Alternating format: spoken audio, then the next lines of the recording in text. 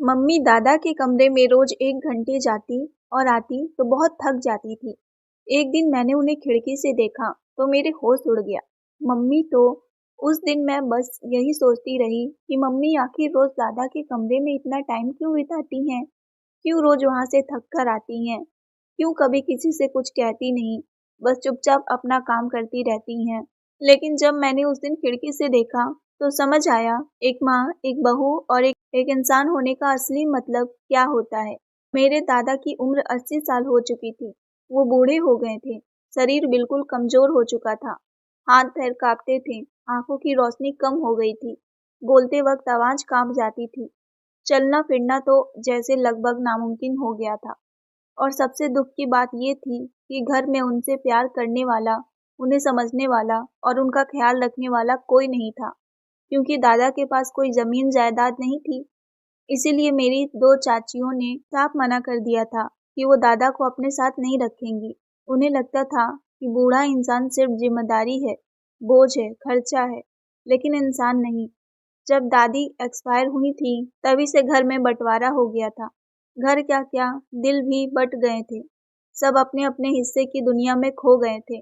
बस मम्मी थी जो कभी नहीं बदली। हम सब जानते थे कि पापा आर्मी में हैं, साल में सिर्फ 2 बार घर आते हैं, ज्यादातर समय बॉर्डर पर देश की रक्षा करते हैं, तो घर की पूरी जिम्मेदारी मम्मी के कंधों पर थी।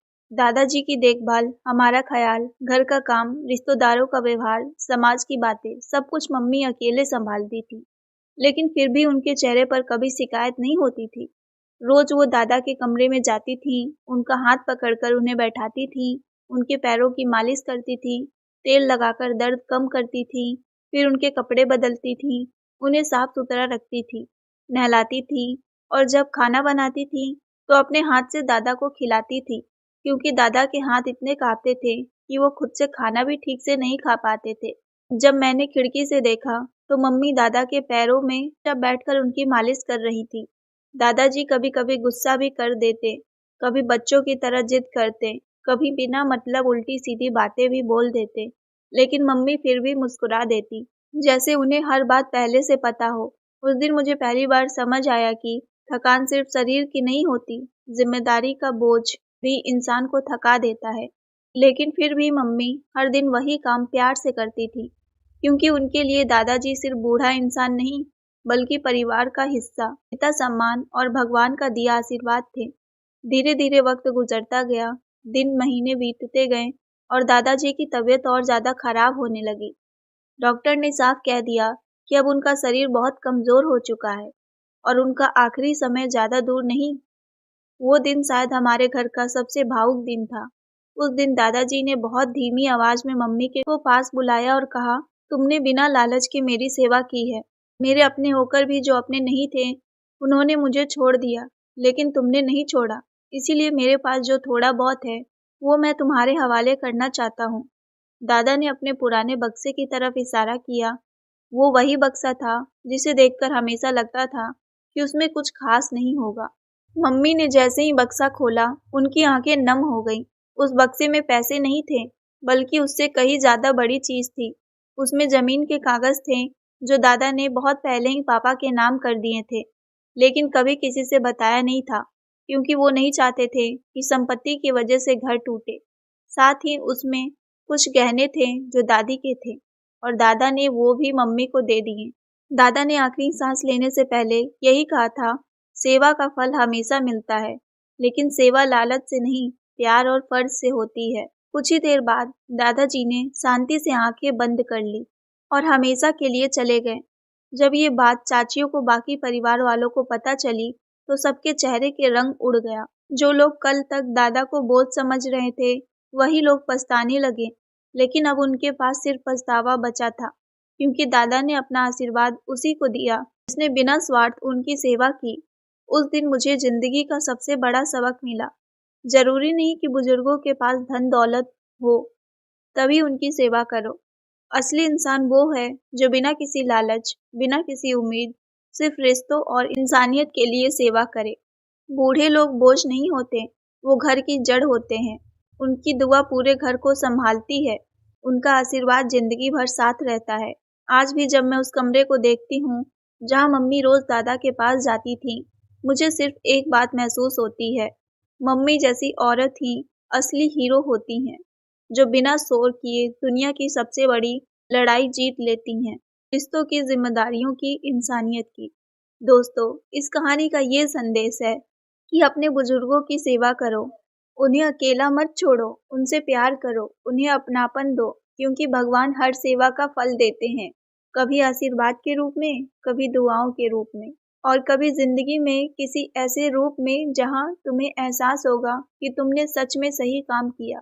इसीलिए हमेशा याद रखना, जरूरी नहीं कि बुजुर्ग के पास धन दौलत हो तभी उनकी सेवा करो। बिना लालच की गई सेवा ही सबसे बड़ी पूजा होती है और उसका फल जरूर मिलता है। दादा के जाने के बाद घर का माहौल कुछ समय के लिए बिल्कुल शांत हो गया, जैसे किसी ने हमारी हंसी, हमारी आवाज, हमारा बचपन सब छीन लिया हो। मम्मी उस कमरे को साफ करती थी, लेकिन अब वहाँ दादा नहीं थे। बस उनकी खुशबू, उनकी बातें और उनके आशीर्वाद की याद बाकी थी। हर सुबह जब सूरज निकलता तो लगता था दादाजी अब भी वहीं बैठे होंगे, मुझे बुलाएंगे। लेकिन सच्चाई ये थी कि अब वो सिर्फ यादों में थे। फिर भी उनकी दी गई सीख आज भी हमारे घर की दीवारों में सांस लेती है। दादा के जाने के बाद रिश्तेदारे कुछ दिनों तक आए गए, दुख जताया, दो चार आंसू बहाए और फिर अपनी अपनी दुनिया में चले गए। लेकिन जो उनके साथ था, जो उनकी सेवा करता था, वो आज भी उनके जाने के बाद रोता रहा। मम्मी कई बार रात को चुपके से रोती थी, लेकिन सुबह फिर से मुस्कुराकर काम पर लग जाती थी, क्योंकि मजबूत लोग वही होते हैं जो दर्द छुपाकर भी घर को संभालते हैं। धीरे धीरे जिंदगी फिर पटरी पर आने लगी, लेकिन दादा की दी हुई चीजों ने हमारी सोच पूरी तरह बदल दी। पापा जब छुट्टी पर आए और उन्हें सब बात पता चली, तो उन्होंने मम्मी के कदमों में हाथ रख दिया और बोले, तुमने सिर्फ मेरे पिता की नहीं, बल्कि इंसानियत की सेवा की है। तुमने दिखा दिया कि रिश्ते लालच से नहीं निभाते, दिल से निभाते हैं। उस दिन पहली बार मैंने पापा की आंखों में आंसू देखे थे। वो हमेशा बहादुर, सख्त और मजबूत दिखते थे, लेकिन पिता के नाम पर भावुक हो गए थे। समय के साथ साथ घर के हालात भी सुधरने लगे। दादा की संपत्ति औकात नहीं थी, लेकिन उनका आशीर्वाद हमारी जिंदगी सबसे बड़ी दौलत था। उनके दिए हुए कागज सिर्फ जमीन के नहीं थे, बल्कि उन पर लिखी हुई भावनाएं भी थी कि इंसान कभी अपने फर्ज से पीछे नहीं हटना चाहिए, चाहे दुनिया कुछ भी कहे। जो चाचियां कभी दादा को बोझ समझती थीं, आज जब भी हमारे घर पर आती हैं, तो मम्मी के सामने झिझक जाती हैं। शायद उन्हें अपने किए का अफसोस आज भी खटकता होगा। जब भी वो दादा का जिक्र करती हैं, तो खुद ही चुप हो जाती हैं, क्योंकि उनके पास दादा के साथ बिताई कोई सेवा, कोई प्यार, कोई याद नहीं है। वो सिर्फ पछतावा ही लेकर जा रही थी, जबकि मम्मी आज भी दादा का नाम लेते हुए गर्व महसूस करती हैं। वक्त बीतते बीत मैंने भी अपने अंदर बहुत बदलाव महसूस किया।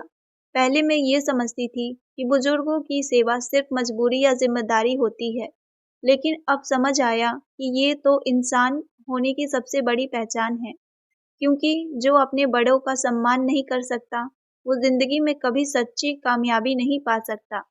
जब जब मैं किसी बुजुर्ग को अकेले देखती हूँ, तो दादाजी की याद आते हैं। लगता है ना जाने कितने घरों में दादा जैसे लोग होंगे, जो अपने ही अपनों के बीच रहते हुए भी अकेला पड़ गए हैं, जिन्हें बस थोड़ा सा अपनापन चाहिए, थोड़ा सा साथ चाहिए, सिर्फ इतना एहसास कि वो अब भी अपने परिवार का हिस्सा है। कई बार रात को बैठकर मैं सोचती हूँ कि अगर मम्मी भी बाकी लोगों की तरह दादा से मुंह मोड़ लेती, तो क्या होता। शायद दादा टूट जाते, शायद उन्हें जीने का सहारा नहीं मिलता, शायद वो बिना प्यार के, बिना सम्मान के चले जाते। लेकिन मम्मी ने उन्हें आखिरी पल तक एहसास करवाया कि वो अकेले नहीं हैं, कोई है जो उन्हें अपना मानता है। और शायद इसी वजह से दादा आखिरी सांस तक मुस्कुराते रहे। इस पूरी कहानी ने मुझे ये सिखाया कि असली इंसान उसके पास कितनी संपत्ति है इससे नहीं, बल्कि वो अपने अपनों के लिए कितना दिल रखता है, इससे होती है। दुनिया में सब कुछ मिल सकता है, लेकिन सच्चा प्यार, सम्मान और सेवा की भावना सिर्फ उन्हीं के पास होती है, जिन्हें भगवान खास बनाते हैं। आज जब भी मैं अपने आने वाले कल के बारे में सोचती हूँ, तो बस यही दुआ करती हूँ कि जब हमारे घर के बुजुर्ग बड़े हों, कमज़ोर हों, हम उन्हें कभी बोझ ना समझें, बल्कि गर्व से उनकी सेवा करें। क्योंकि जो आज बुजुर्ग हैं, वो कभी हमारे जैसे जवान थे, उन्होंने भी कभी हमारे लिए सपने देखे थे, हमारे लिए मेहनत की थी, हमें बड़ा किया था, तो उनका हक बनता है कि ज़िंदगी की आखिरी पड़ाव पर उन्हें प्यार मिले, सम्मान मिले, सहारा मिले। दादाजी चले गए, लेकिन अपनी सेवा का फल, आशीर्वाद, अपनी सीख हमें देकर गए। उनकी छोड़ी हुई चीज़ें सिर्फ ज़मीन या गहने नहीं थी, बल्कि एक भरोसा था कि भगवान कभी भी किसी की सच्ची नीयत और सेवा को बेकार नहीं जाने देता। दुनिया चाहे जितनी बदल जाए, इंसानियत का मूल्य कभी कम नहीं होता। इसीलिए दोस्तों, अगर आपके घर में भी कोई बुजुर्ग है, तो उन्हें अकेला मत छोड़ो। उनसे बात करो, उनका हाथ पकड़ो, उनके साथ बैठो, उनके साथ हंसो, क्योंकि तुम्हारा थोड़ा-सा समय उनके लिए पूरी दुनिया जैसा होता है। याद रखना, बूढ़े लोग बोझ नहीं होते, बल्कि वो पेड़ होते हैं जिनकी छाया में हमारी पूरा परिवार खड़ा रहता है। अगर ये छाया चली गई, तो जिंदगी धूप जैसी कठोर हो जाएगी। इसीलिए सेवा करो, प्यार दो, बिना लालच, बिना स्वार्थ, सिर्फ दिल से, क्योंकि भगवान हर सेवा का फल ज़रूर देता है। कभी दुआ बनकर, कभी आशीर्वाद बनकर, और कभी ज़िंदगी के किसी किसी ऐसे मोड़ पर जहाँ तुम्हें महसूस होगा जो तुमने किया वो दुनिया की सबसे बड़ी नेकी थी। दोस्तों, कहानी थोड़ा भी पसंद आया हो तो चैनल को सब्सक्राइब ज़रूर करें और साथ ही वीडियो को लाइक शेयर भी करें। मिलते हैं एक नई कहानी के साथ, तब तक के लिए आप सब अपना प्यार बनाए रखें, लाइक शेयर सब्सक्राइब करके। आप सबका धन्यवाद।